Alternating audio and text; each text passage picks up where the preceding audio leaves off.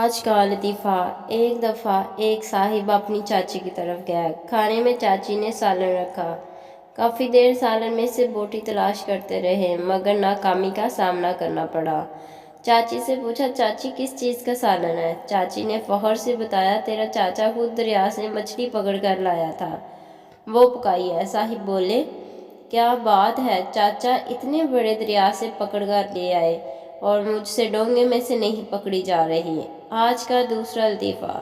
ایک آدمی نے شادی کے 20 سال کی زندگی میں کبھی کھانے کی تعریف نہیں کی۔ ایک دن جمعے کے خطبے میں مولوی صاحب نے کہا کہ اپنی بیوی کی تعریف کیا کرو۔ وہ شخص گھر گیا تو ہر لقمے پر واہ واہ سبحان اللہ کہہ رہا تھا۔ جب بیوی سے برداشت نہ ہوا تو کچن سے روٹی بنانے والا بیلن اٹھا لائی اور گھما کر شوہر کے سر پر دے مارا اور کہا، 20 سال میں میرے پکائے کھانے کی تعریف نہیں کی۔